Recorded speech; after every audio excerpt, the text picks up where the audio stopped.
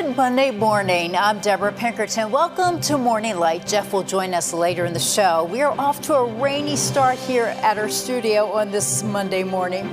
Religion, though, plays an important role in how billions of people think and live. There are roughly 4,200 religions, and some say that number can go as high as 10,000. Our Morning Light panel will discuss some of the religions and how we can be good neighbors to everyone we meet. And later in the show, Jeff recently spent some time in Turkey during the Feast of Sacrifice, which commemorates Abraham's willingness to obey God's command to offer his son. He'll examine the differences in the story from the Muslim and Christian perspective in this month's Missionary Monday report. Research shows more than 85% of the world's population identifies with a religion. Christianity and Islam are the two largest religions worldwide, followed by Hinduism. And there's a significant portion of the population that identifies as non-religious. So let's break down the numbers. Nearly 32% of the population identifies as Christian. Up to 25% follow Islam. 15% believe in Hinduism, and about 16% identify as non-religious, atheist, or agnostic. So how can we be kind and generous to those who don't share the same religious beliefs, all while sharing the good news? Our Morning Light panel will help us answer that very question. Joining us is Alex Kocman and Jeremy Frith, formerly with Barnabas Aid, but is now with Lighthouse Vocational Services. I love that title, Lighthouse Vocational Services. Briefly tell us about that. So Lighthouse provide vocational services, educational enrichment, and community integration for people with developmental disabilities. We're giving them work and life skills, we're giving them confidence and independence, and helping them to realize that they have something valuable to offer to society. So it's a Christian non-profit, but doing a fantastic work for so many people. Yeah, sounds like it is. Thank you, Jeremy. So we're going to talk about world religion. As I mentioned, there are more than 4,200 religions, but when I look it up, there are some religions, we know the basic ones, but then I see all these ones, I don't even know how to pronounce them. I know, Alex, with ABWE, you deal with missionaries all over the world. What are you finding? What do they find? Yeah, we're reaching into 92 countries. I was trying to figure out how many religious groups that represents. The number was somewhere between 500 and 1,000. I don't know that I could list more than a few dozen, right? You think of all of the major. So our missionaries are reaching all of the major religious groups, including the ones you mentioned earlier, Islam, all of the different offshoots, Hinduism and Buddhism and so forth. The critical thing, and I think this actually gets forgotten a lot in the missions world, is there is not a different strategy. There's going to be different tactics from one group to another. There's not a completely different strategy or message from one group to another. Across any group that you're ministering to, there's one gospel, there's one simple message. If we try to overcomplicate it in the name of relating to each of these groups, that's when I think we miss the plot a little bit. And so ultimately it's one message, regardless of the different people group. You know, there's a million ways to be wrong, but there's only one truth, and that's really our North Star at ABWE. Barnabas Aid deals with persecuted Christians. What types of religions do they encounter? Persecution comes from so many different religions. You know, you think of Islam as the traditional persecutor, but it's not only Islam. Hinduism, Buddhism, and more recently and increasingly secular governmental and state persecution. You look at countries like China and Myanmar and North Korea, where you can be arrested and thrown in prison or worse just for being a Christian. And sadly, you know, roughly 10 years ago, we might have said 1 in 10 Christians around the world is persecuted. Now it's roughly 1 in 7. Wow. So the persecution is increasing. Drop. It is a big drop. Persecution is increasing globally. And unfortunately, Christians are seen as fair game. You know, we see it in the media. We see secularists criticizing Christians, making fun of them, and getting away with it, getting away with saying things about Christians which they wouldn't dare to say about other religions. But I think that's mainly because Christianity is based on love, joy, peace, and grace. And that's fairly unique for the world religions, that we are offering salvation free of charge. There's no obligation to have to pay something to get that. It's available to us all. So how do the missionaries share the gospel when they're in places that do not welcome Christianity? Well, for us, it usually starts with gaining access. A lot of these countries, you'll look at the percentage of Christians, they qualify as unreached.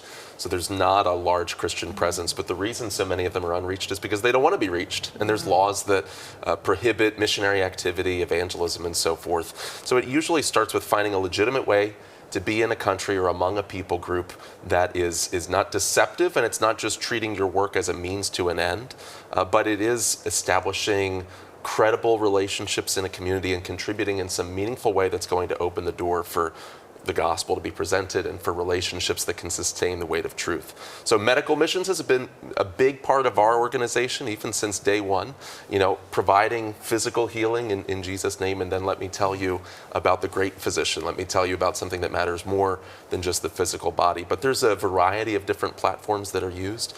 Then after that point for us, it's not just, and we tend to do this in the States, try to share the whole gospel all at once, try to give somebody a sales pitch, and usually it's much more slow and methodical.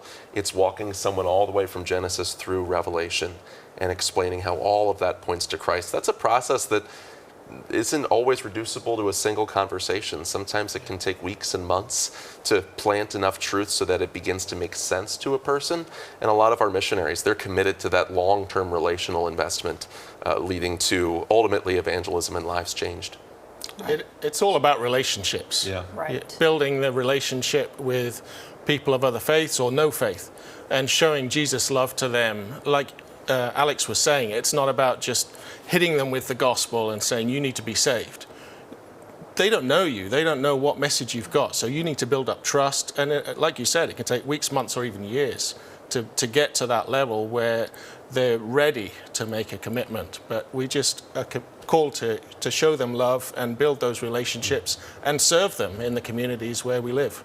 Really just being the hands and feet of Jesus Christ. Exactly. And that's what so many different nonprofits do here in the States. Now, coming back to stateside, according to Pew Research, there's a notable decline in Protestant Christianity in the United States. They're saying the shift is tied to the rise of unaffiliated individuals, and that includes atheists and agnostics. So how do we here stateside reach out to people and share the gospel?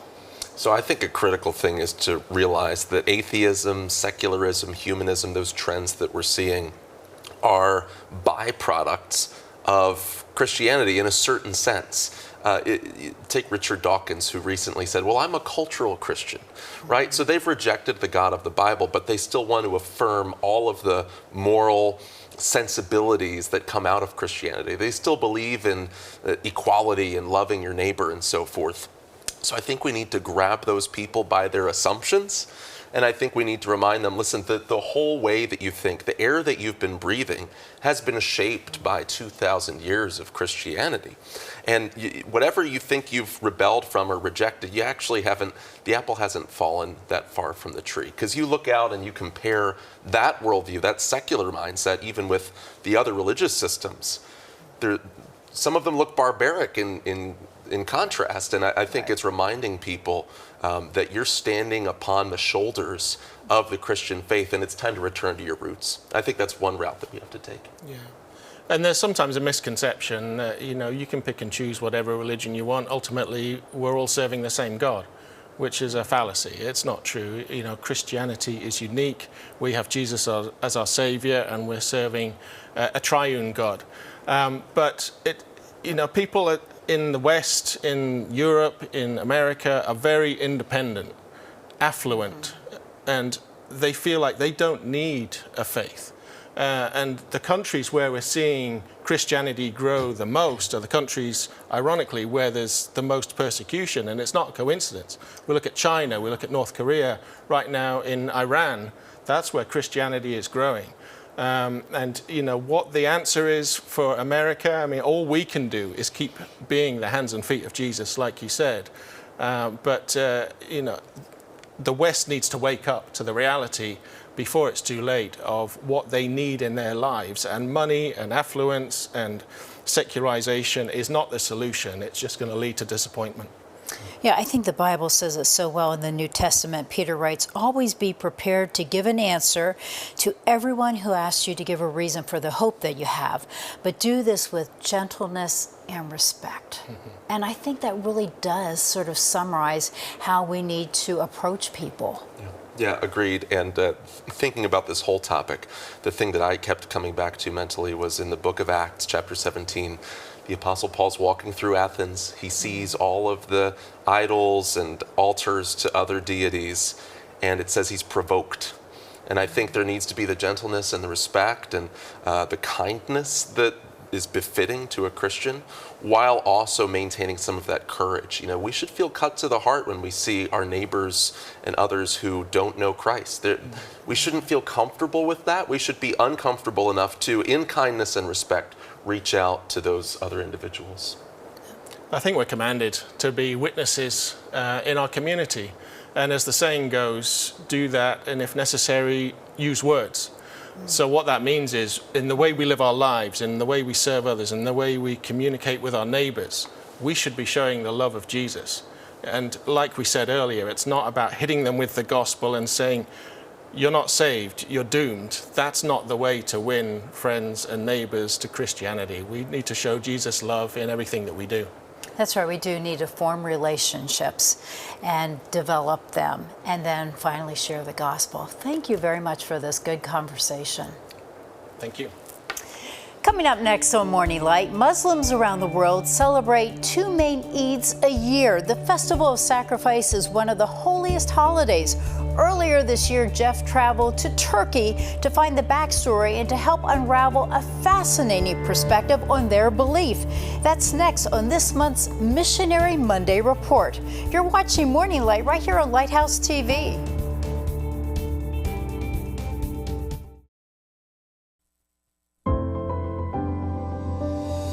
Welcome back. 100 years ago, here in Pennsylvania, new Americans from Italy, Poland, Slovakia, Lithuania, Greece, Germany, and Jewish communities from Eastern Europe were still introducing neighbors to the feast days and the festivals from the lives they left behind, sharing new food, languages, and the religious observances of the old world. Of course, the Italians had that feast of San Gennaro. The Poles had those elaborate floral street processions. The Lithuanians celebrated patron Saint Casimir with the great annual feast. And the Greeks mark Orthodox Easter with those candlelight processions.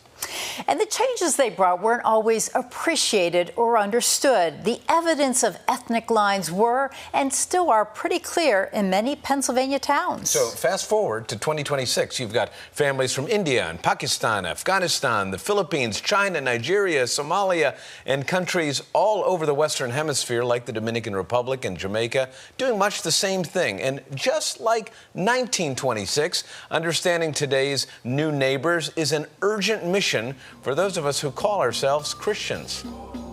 Every week on Morning Light, we've been taking you all over the world, telling you stories of believers who are living out their faith, often in incredible circumstances of persecution and even pain. So to help bridge the gap in our understanding of just one of the religious and cultural touch points from Muslim neighbors, I traveled to Istanbul, Turkey. Once the city of Constantinople, the center of the ancient Christian world for some 1,100 years, and today home to nearly 16 million people. At the beginning of the summer, I was there in the days just before Eid Al-Adha, the Muslim festival of sacrifice, commemorating a story familiar to most Christians, Abraham's obedience to God, his willingness to offer up his son for a sacrifice. But under Islamic tradition, the son is Ishmael, not Isaac. Across Istanbul in the days leading up to Eid Al-Adha, the Turkish government operates citywide livestock markets, an alternative to the days when families would routinely slaughter animals in the city streets. It's as much a social gathering as a religious obligation. Everywhere I went, there was curiosity and, of course, that warm Turkish greeting, merhaba. American. American. How are you? America. Yes. Good to meet you. At one of the main livestock sales, I met Yuz, What's your name? Yes. or as his American friends call him, You can call me Yago. he's the third-generation farmer in his family who studied English in Colorado in the United States. And as he soon found out, his English was far more advanced than my Turkish. Here he is helping me try to pronounce one of the names of his prize cows. Urmash. Mash. Urmash. Okay. Urmash. Urmash. Mash. Mash. Yeah, mash. Mash. Mash. Okay. I'm trying. It's more like a mini farm show, like an American county fair. Farmers from the countryside bringing premium cattle and sheep to sell, inspected by veterinarians, blessed by an imam or a priest, then sold directly to families. So this cow, this guy here he's just been sold? Is that what happened? Yeah, it's sold and they take the cow and Okay. go there. So he is going to be somebody's lunch tomorrow. Yeah, like tomorrow. And although from a practicing Muslim family, Yago is part of a generation increasingly more secular, less connected to formal religion. You know, I'm Muslim and we came world for God, Yes. for religions, for God. And we are praying 5 days in Yeah. day, you know. Do you pray? Yeah. Yeah. And we are fasting 1 month for Yes. a year. And we how can I cut? Okay, it's Yes. okay. We can cut cow for God. Still, Yago sees the tradition of sharing the cow as a way to love and care for poor and struggling neighbors. So the cow is 1, 2, 3, cut. Yeah. 1 third, a third, a third. Yeah. Amazing. Like 3, 4 guys. Yeah. You know, they live in street and we can offer days. Yes. And one for my guests Yes. in my home and one for me. While he's finding his own way in life, he's very careful to honor the past. How many generations of farmers in your family? Like 2. Okay. My grandpa and my father, yeah. So you're the third generation. Yeah. But before we got down to the business of negotiating the actual livestock sale, there was a seat at the table with his dad and other friends, stew and rice packed by his mom, and some new friends, neighboring farmers. Hospitality in Turkey is rooted in the belief that every guest is a gift from God, something of a divine appointment. So after a round or two of haggling on the final price, Yago and his father showed me how the sale of a livestock purchase was sealed in a handshake. We need to shake more. Okay. Like this. Is this what happens? You really do it like this? Yes. Wow. But Actually, multiple handshakes. 290. No. Okay, 300,000. 300,000. Okay, deal. Okay, deal. Thank you, brother, very much. On the morning of Eid, animals are taken to a massive on-site government-run slaughterhouse where trained halal butchers perform the sacrifice while invoking the name of God. No, right here the cow gets killed. Here. Wow. Like Jewish kosher, the rules of halal are rooted in both religious teaching and cleanliness. The animal must be healthy and all blood drained from the meat, and of course blessed. And this is to make it halal. Yeah, it's halal. The meat is then divided and weighed on a special scale. Do you see it's 7 pieces? So why is it 7? Because in Islam, Yeah. you can cut maximum 7 person. I see. So the But- one cow has Yeah. to be 7 pieces. Yeah. And then each of that is divided 1, 2, 3. Yes. Unlike some majority Muslim countries, Turkey has visible pockets of other non-Muslim faiths, including Christianity. Throughout the day, even as the call to prayer rises from minarets, mosques, churches, and synagogues continue to exist side by side, as they have for centuries. Still, things are changing. Turkey is far more secular than religious. Commerce doesn't often stop for prayer. Although Yago's generation is clearly less religious, they're respectful, even when religion is the vehicle for doing practical good. The reality, though, he says, fewer families are participating in the religious aspects of Eid celebrations. Young people are less religious Yeah. today, right? Yeah. Do you think this will last for a long time? Or do you think in 50 years? No, I think it's so bad for us because Yeah. you know some young people not have a religion, Right. and you know some people come here. Last year Right. they come with 7 person, but this year like 4 person. I'd say Yago also speaks for millions of young Turks frustrated by the realities of war and a very uncertain future. Economy, it's about Yeah. economy, and you know it's world, it's about world. Yes. You know everything is changing. Yes. Uh, How do you think about your future? I don't know. I don't want a war. You know, it's Iran, Israel, it's Palestine, and you know USA. Yeah. We have more war. If we live like this, it's so bad for us. Yes. Still, for visitors to beautiful Istanbul, around every corner there seems to be someone waiting for connection and even friendship.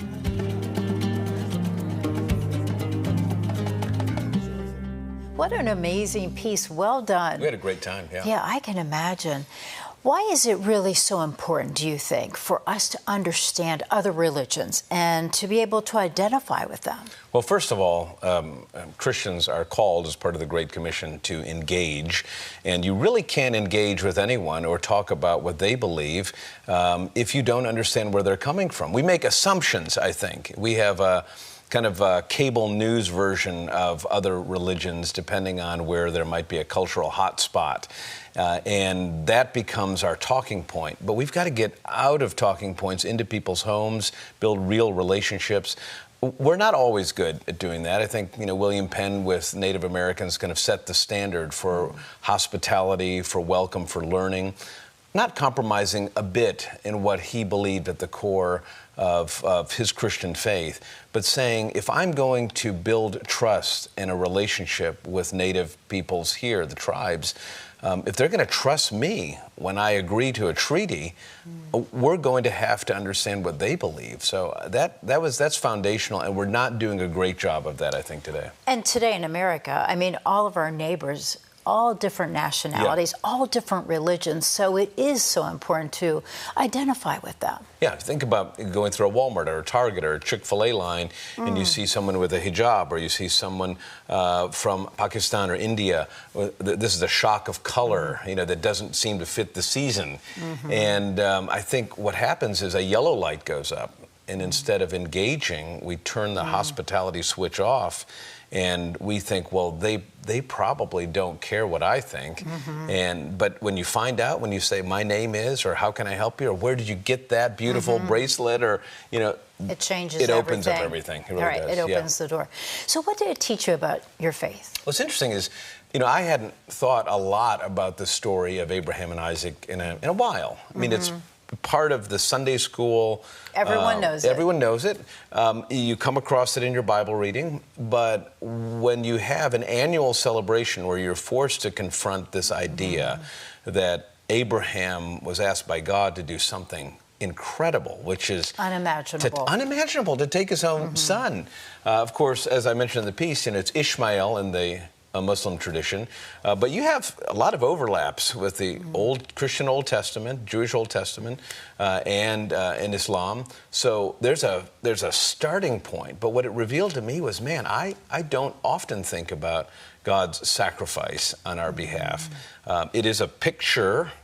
The gospel really completes the story, and that's what I think it's just a beautiful way for us to engage in a deep way, in a mature way, in a conversation with Muslim neighbors. Yeah. What did Henry think about it? Love seeing the pictures of him in there. Henry was great. Henry is 12 and asks a lot of questions. We had a challenge, and the challenge was, when we go on a trip, try to come up with at least 5 friends, people that you'll talk to and stay in touch with. And so we shared a lot of those friendships, and he was great about food. I rewarded him every now and then with a hamburger. you know, didn't quite taste exactly the same as like from McDonald's. From McDonald's, or there's a McDonald's or a Burger King around the corner.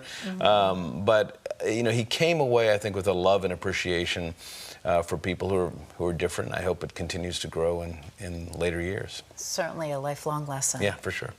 Thanks so much, Jeff. Yeah, glad it did. Stay with us. We're back right after the break.